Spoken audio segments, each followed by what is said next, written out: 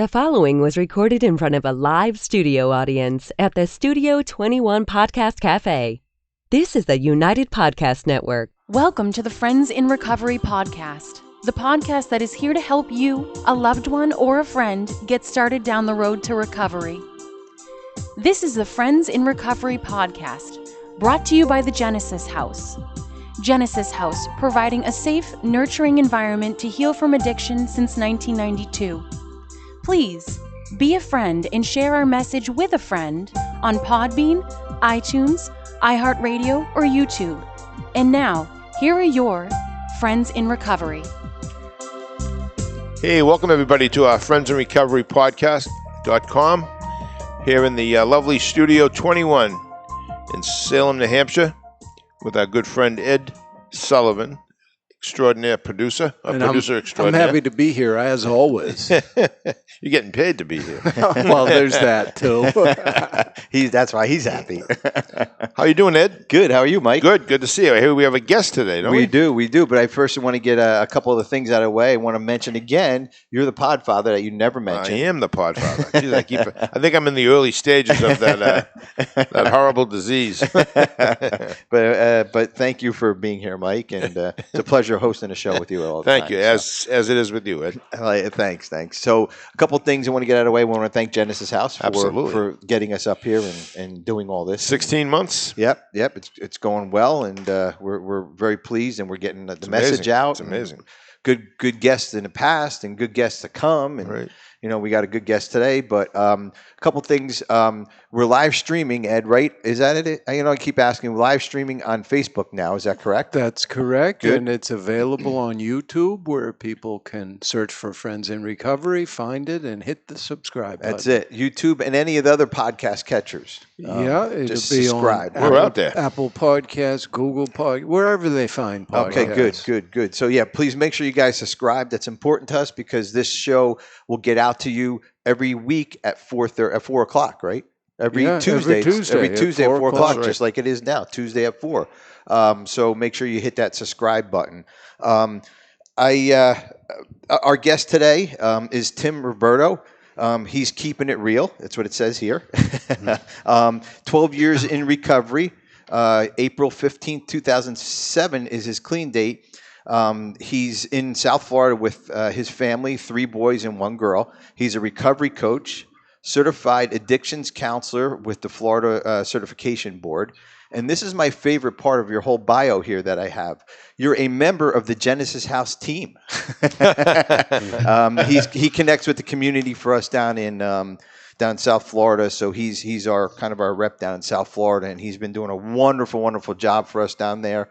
I haven't had the pleasure of meeting you physically yet, but this is the first time I got to see you, and we have a wonderful haircut, both of us. Yeah, so. You certainly do. I'm thinking of going that way myself. But so, Tim, welcome to the Friends in Recovery podcast, and it's wonderful having you here. Oh, thank you. Yes, welcome, Tim. Yeah. Thank you. So you're here because I'm guessing you're in recovery. That's what it says on the page. And you and I have some talks in the past. And one thing I like about you when I call you and say, how you doing? What do you always tell me?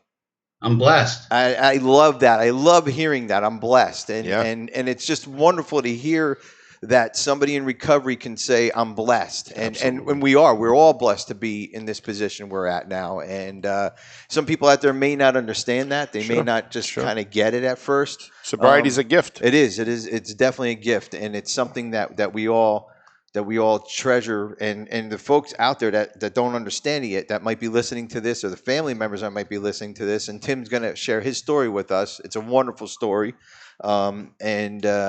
Hopefully I'll get some hope out of it. Absolutely. And kind of get into recovery and take that first step to be blessed like us. So, Yeah. Tim, tell us a little bit about what's going on in your life or where you've been before. I like your story here that you were you own flower shops. I mean, get a little bit into that piece and how you got into recovery maybe for us. Sure. So hello, everybody out there.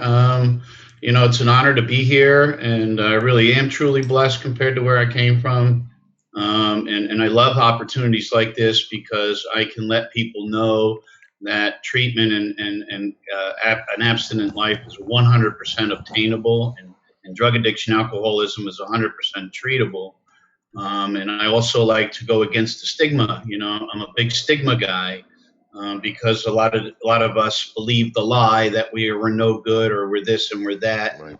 And I have an incredible opportunity, not only working with Genesis House, but in my own personal life, from going from chronic addiction to this amazing life called recovery. So when I say I'm blessed, I'm blessed. So what I mean by that is, like, I don't fit the typical mold. I was a young kid, grew up in North Jersey. My dad was a doctor in Manhattan, a very well-known doctor in Manhattan. And, if people knew what was behind the curtain, there was probably more drugs in my town than there was in the port cities. So it was like this classic example of the external appearance isn't the internal reality whatsoever. Yeah, absolutely. Yeah. So, it runs from Park Bench to Park Avenue at a very early age. Just didn't like how I felt. I just didn't like how I felt. And I'll never forget the day, because when you don't like how you feel, there's a lot of things that keep reminding you.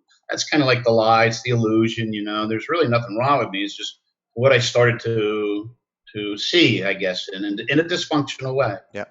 And that one time I took that hit of marijuana, and people say marijuana is not a gateway drug and all this. Well, that's not my experience. Absolutely. Because a hit of marijuana out in the woods with my bag of Doritos I think I seen you out there all those years ago. It was a pretty cool experience, All my eggshells disappeared. Yeah, they do. And once you put that drug into you, they all disappear, but you know what? They come back rather quickly when you sober up, and sometimes there's a lot more problems that are involved, especially if you don't remember what happened the night before or why you're in the back of a police car. Mike, you had plenty of those guys in your cars, Absolutely. right? Absolutely. I guess with that pat on the back, Mike can relate to something like that. Yeah, well, no, Mike was a cop.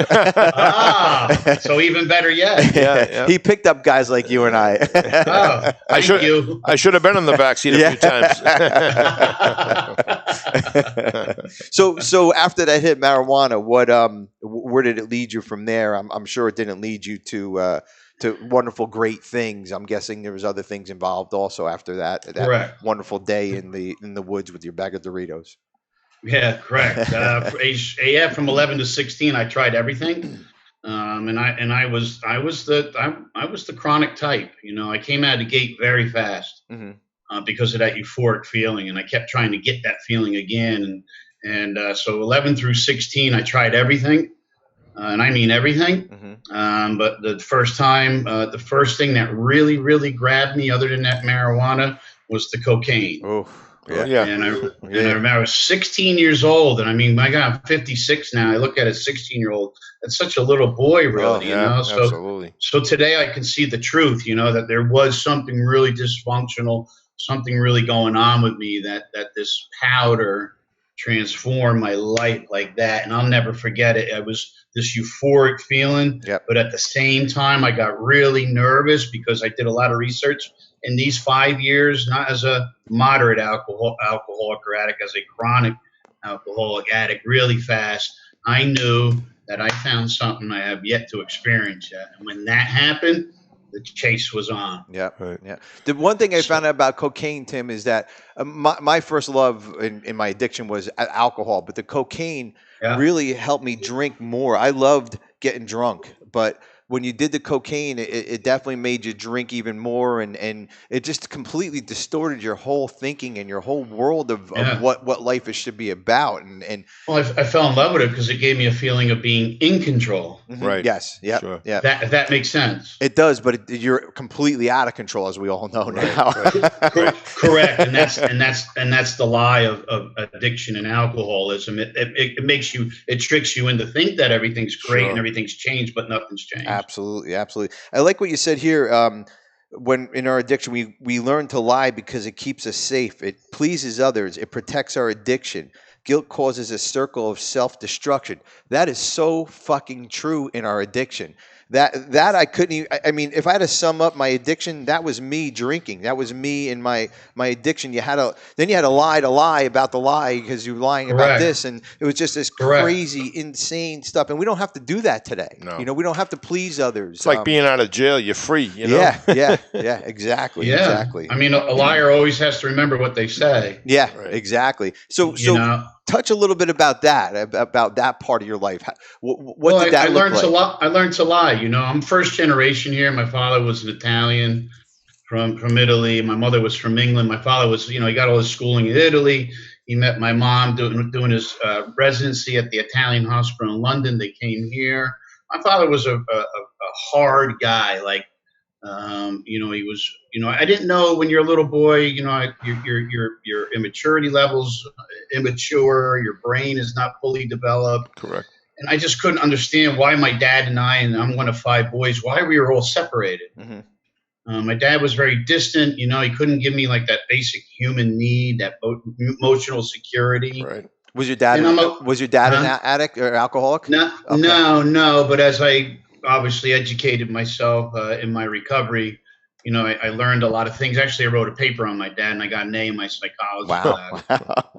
Yeah, but I wasn't able to do that as a little boy, so I was very conflicted and confused. And so, my dad was really hard as far as, you need to do this, and I've told you 100 times, and this and that. And I think little boys and little girls, when we're children, we really know how to live life in the now. Mm-hmm.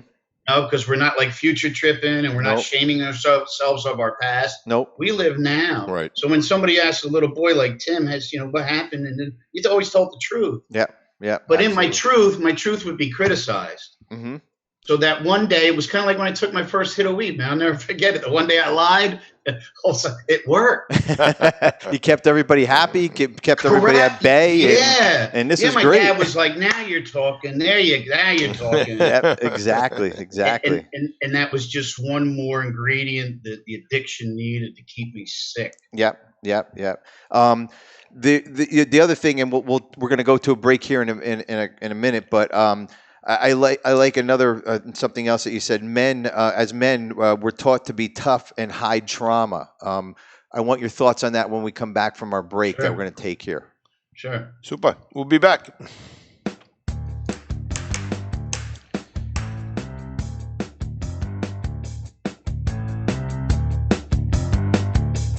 Genesis House is a premier substance abuse and rehabilitation facility located in beautiful Palm Beach County, Florida. We have been providing the highest quality of addiction treatment since 1992 and are accredited by the Joint Commission. We offer a range of programs that include detox, residential treatment, dual diagnosis, a Christian track for people who want to incorporate their faith into treatment, a uniform services track, and we work with most major insurance carriers. Genesis House is led by a dedicated team of administrative and clinical professionals, and we stand on our commitment to excellence in recovery services. Contact us today to find out more about our program. Take the first step and call Genesis House at 800-737-0933 or visit us on the web at www.genesishouse.net. That's 800-737-0933 or www.genesishouse.net. Begin your journey to a long and successful recovery with Genesis House. Hey, everybody. Welcome back. Friends in Recovery podcast. And we're here in the beautiful Studio 21, Salem, New Hampshire. And this is great. We have a guest today, Tim Roberto. Tim, before we went to break, we were talking about taking the first hit of weed or first line of coke and, just getting rid of all those fears, doubts, insecurities that we all have, most addicts have. And, most normal people that don't have addiction or addictive brains, they learn to cope with that. And what you said about the teenage boy's brain not being fully, matured or being completely where it's going to be, it's usually about 23 years of age. So when you're 15, 16, you really don't have much of a chance. Mm-hmm. But when did you start your recovery, and how long have you been recovering? I was homeless age 44 in Deerfield Beach, Florida. Unbelievable. Wow. Yeah, and I went to treatment, and that was my last time. So it was April 15, 2007. Wow, congratulations. Yeah, it's great. Yeah. Tell me about being homeless. Well, it wasn't that Got nice. no home. Wasn't that nice? Wasn't that nice? Yeah. I couldn't have gone to the beach like I did in Deerfield and take showers. Being from Jersey, Right. There's a whole different ball game down here. Sure. So yeah, it was bad. It was very, very bad. I lost my wife. I lost my home. I lost my children. It was Holy shit. Yeah. What? yeah. It was really sad. How'd you find recovery? Well, I think for me, my pain finally got to the point where it outgrew my fear. Nice. And until that time, I really don't think I've ever would have been given this gift of recovery. I really Right. don't, because as long as I was operating in fear, the addiction, just capitalizes Sure. on that, and it's the magic potion, sort of say, for addiction, Right. fear. Right. It So is. because, well, I mean, if I'm making fear-based decisions, I'm only creating more fear, Right. right? Because fear-based decisions only create more fear. Right, So That's right. until my pain got bad enough, I don't think I would have really taken it. So I was at the point where my pain outgrew my fear. Did you end up in a treatment facility, a hospital? How did you end up finding out about recovery? Well, I was in the Marine Corps, and we were talking about men too before the break. Right. Yeah. I could always get the job done, but after the job was done and all that stuff came off, say 80, 78, 82 pounds of gear, whatever Right. the situation was, when that all came off, it would crumble. I would just, So I knew this Marine of mine. We met in Camp Lejeune back in our 20s, and he was a Newark police officer, and he had a lot of PTSD. And then Newark, he went into same environment. Went into the same environment in Newark, New Right. Jersey. Right. yeah. Right. It's a battle zone. Correct. Yeah, it was insanity, and he fell victim to IV use, and so he actually went to this place. So I got in, and I got a scholarship, Mm-hmm. and I never left. I stayed at that place for almost 9 years. Wow. Wow. Yeah. So I just knew I had to do something. I didn't want to live in this pain anymore. Drugs stopped working a long time ago for me. Like, they turned on me a very long time ago. Right. They turn But I almost just- immediately if we really think about it. It turns into Correct. we become a slave to the drugs and the alcohol. Yeah. Absolutely. Yeah. So I knew something was happening. I started cleaning toilet bowls there, picking up cigarette butts, matches, garbage. Then I started painting. And I started doing all kinds of stuff. And then I got my first job there in admissions. I was growing by leaps and bounds. They pulled me back out. I was a tech. I pounded the pavement for a while. Mm-hmm. Came back into admissions, and then just nothing but growth. I started working, going back to school. I got my certification with the Florida Certification Board. That's about a 3.5 year process. Wow. Then I started an alumni there. They had no alumni program. Then I started speaking around the country. So I had to give the alumni up. Then I became director of public relations, and it went on and on and on. But my heart is face to face with the addict or the alkie. So after being on the road speaking, at this time we were now 250 employee treatment center. Wow. My God. I know. They said to me, "You're not happy, are you?" I said, "No, I'm not." They said, "What do you mean? You just came back from the Bellagio." I said, "Yeah, man, I'm a frontline kind of guy." They said, "Well, what do you want to do? You've done everything here." I said, "Put me back in detox." Mhm. Nice. And the owner said, "Are you kidding me?" No. I said, that's for me. That's where God comes to me. He shows himself. He reveals himself to me as somebody who's really broken. And I feel that's where I'm at my finest. Yeah. When I'm with somebody one-on-one, because I can look them in the eye and tell them I believe in them in my heart and soul, because it's looking right at you. Yeah. And that tends to penetrate most humans, especially when they're broken. Yeah, Sure. yeah, and I say it almost every show, Mike and Tim. We're not bad people getting good. We're sick people getting well. You know what I mean? And But I always see the good in people. That I always Absolutely. do. Addicts and alkies aren't bad people. No. It's just that alcohol makes an alcoholic make bad decisions. Absolutely. Yes. Yep, But absolutely. I've yet to meet a bad person. No. Very lovable, just broken. Yeah. Man. Just broken. Yeah, So yeah. Even the toughest of the tough. And Semper Fidelis to you. I was a cop long time. I worked with a lot of veterans. My partner was a Marine for 3 years. I was in the Army, and we'd go back and forth. Who, Thank you. which branch Thank was you for your better? service. Thank you for your service too. But Yeah. it's nice hearing that someone, that you reached out and what you're doing. And boy, I know just what you're saying. I can sit across from somebody and get paid to give them, a therapeutic session. I'm a therapist now, but Awesome. when I sit with somebody at an AA meeting, I brought to the meeting, I'm not getting paid. I just bring them, and I all of a sudden I see them getting it. Boy, that fills my heart. That's the best feeling. It Yeah. is. Not my wallet, but Absolutely. my heart. And Yeah. boy, it's a great feeling. It's people like you that gave me what I have today, and I'm very grateful for that. I think AA is a very sacred opportunity for a guy like me. Absolutely. If you think about AA, you had 2 failures, Bob and Bill, Yep. Yeah. the co-founders, 2 failures that changed this world Yeah. forever. Absolutely. Like the impact these guys left on this Unbelievable. world for a guy like me is Sure. it's incredible. Yeah.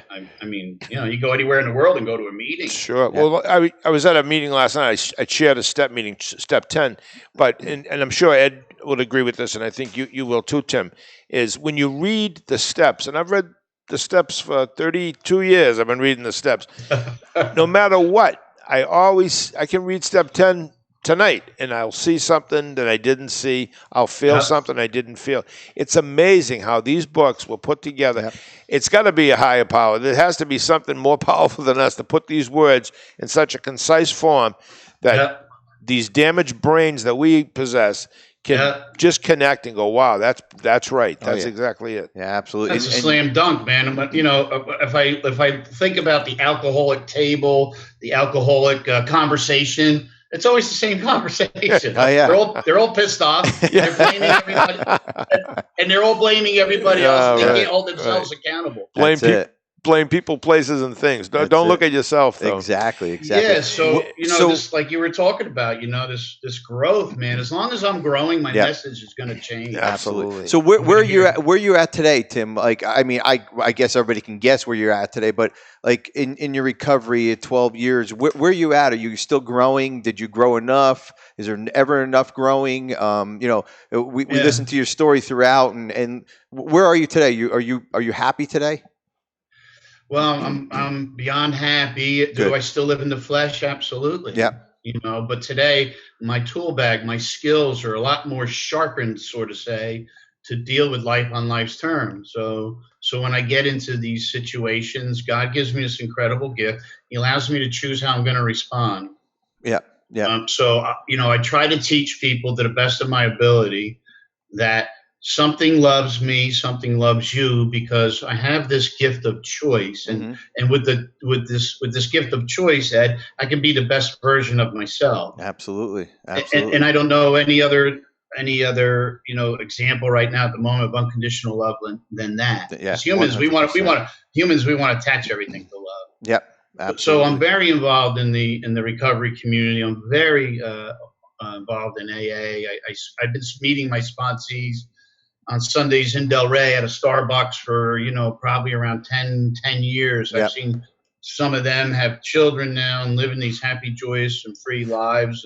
And that's the reward of the program, seeing that there's somebody else out there that kind of took what you have and ran with it, and they're when you doing got the some same guy thing. that was in my position, his wife is leaving him, he's lost the house, the kids don't want to talk to him, and then you look the guy in the eye and say, listen, I'm here because somebody like you gave me what I have today, and what I have today is something I always wanted. Right. I just didn't know how to get it. Exactly. Yeah, we don't know how to get it. You're right. Yeah, absolutely. You don't know how to get. I mean, if I could, I would have never gone through what I did. Nope.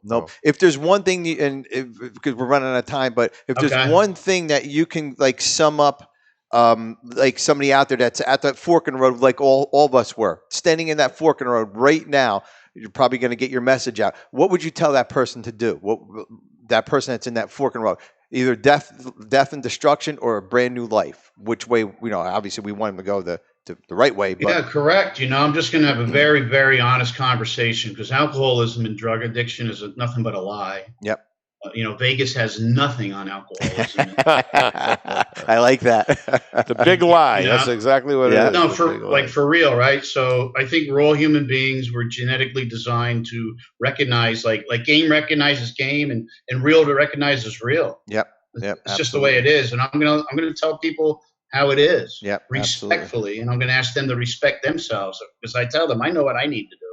Yeah. I'm just going to, if you give me a chance, I'll teach you what somebody like you taught me. That's right. And then we learn from them also, because we don't ever want to be back in that position again, you know? Yeah, it shows me it doesn't get any better out there. You know, Tim, you have a really good story, a lot of interesting things. You know, I'm sure there's people out there wanting to get a hold of you. Is there a way they can get a hold of you? Email, phone number? I know you work for Genesis House, so the phone number at Genesis House is 800-737-0933. That's how you can get some help. That's how you can get a hold of Tim. But Tim, is there any other way that we can get a hold of you? Sure, you can call me directly at 561-876-8637. My email is Tim Roberto, addiction counselor @gmail.com, or be willing to meet anybody on campus at any time right here in beautiful Lake Worth, Palm Beach County, Florida, and I'll show you what real recovery is about. Great. And we do have a lovely campus down in Genesis House, and we phenomenal. Yeah, we like to thank Genesis House for sponsoring the show again. Absolutely. And Mike, I know you always give out your number too, Yes. So you want to give out how they can reach you? Right. It's good hearing you, Tim, and I hope we Thanks, get to meet. And honestly, what a great guest you've been. Great story, yeah. My cell phone is 978-746-1717, and look forward to the next podcast we'll be doing next week, Ed. And don't forget to email us here at the show at help@friendsandrecovery.com, and also get on our website. It's help@friendsandrecovery. It's friendsandrecovery.com. I'm glad you remember, because I don't. No, friendsandrecoverypodcast.com. There we go. There it is. That's it. So keep all it these simple. Things remember. Keep it simple. Hit the subscribe button. Listen to Tim ask again. for help. That's it. Give us a call. Keep shaving that head, Ed. That's right. You too, Tim. Good seeing, and look forward to our next meeting. Semper Fi, Tim. Semper Fi. Semper Fi, Mike. You're the best, bud. Stay sober, everybody. Yep.